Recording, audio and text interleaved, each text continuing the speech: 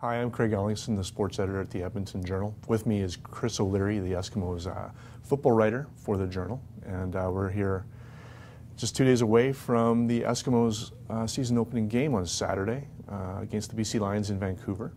And yeah, we're heading to a new season, lots of changes. Mike Riley was signed to a contract extension earlier this week through 2016.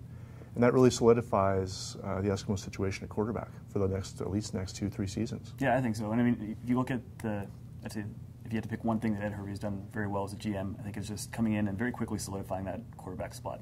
You look at what he had when he came in after the Ricky Ray trade, and pretty well cleaned house save for Matt Nichols at this point. And you've got Riley now through 2016, Matt Nichols through 2015.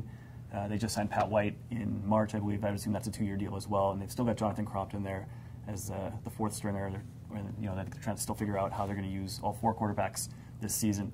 But that's a huge turnaround in really just a year and a half on the job for Hervey. And I think they're solidified now at the most important spot in the game. And when you look at where they were in 2012 in the wake of that Ricky Ray trade, it's a huge turnaround. And at least from that spot, I think things are looking very bright for the Eskimos. And of course, when it comes to the quarterback, the most important thing is protection, because Riley was chased around a lot last year. Hits, concussion, the offensive line. That was one of the big glaring spots for the Eskimos last year in terms of what their Achilles heel was. And there have been plenty of changes at that position as well. New coach, new players.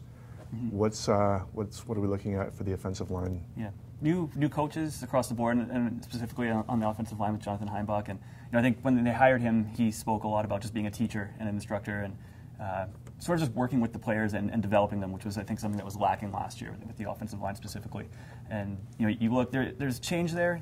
2 new guys in Andrew Jones and Tony Washington at the left tackle, but most likely in that first unit, you're going to see 3 veteran guys. Brian Ramsey at center. You see Simeon Rotier at the left guard, where he played right last year, and then Thaddeus Coleman at the right tackle. So it'll be a mix of the 2 new guys, and then I think 3 veterans, which is important to take and just build some continuity going into this season. And I think we've talked about it a lot. I mean, it's really all that's been talked about with the Eskimos for the last year and a half is just how important it is to protect the quarterback and what they need out of the offensive line.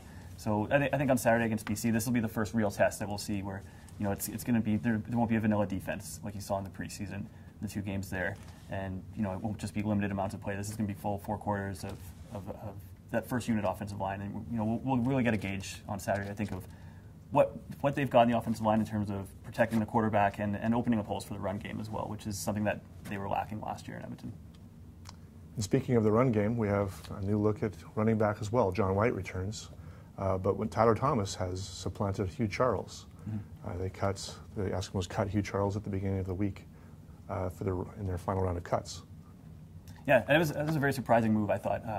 I think they just re-signed Hugh Charles in the offseason, had given him a lot more money, and it looked like finally he was going to get a chance just to be that starting tailback and just to show what he could do.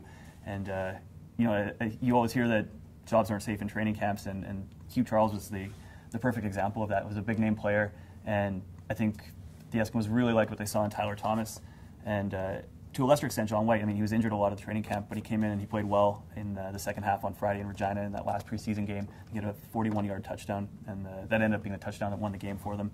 And and I think beyond offensive production, I think Chris Jones and the coaching staff really like what both of those guys did as in terms of protection and blocking and taking care of the quarterback. And I think Tyler Thomas will get the start this week, and I think he's going to be an exciting guy to watch. He showed a lot of good things in the preseason, and again, it's going to be a lot different this week, where everything is for real now, and you get to see how he stacks up against that. But I think there's a lot of potential there with Tyler Thomas. He's a little guy, very explosive, really quick. I think he had 96 yards last week on 12 carries, and I think there's a lot to look forward to there. So the Eskimos open their season this Saturday against the BC Lions. That's 5 o'clock, start Edmonton time in Vancouver.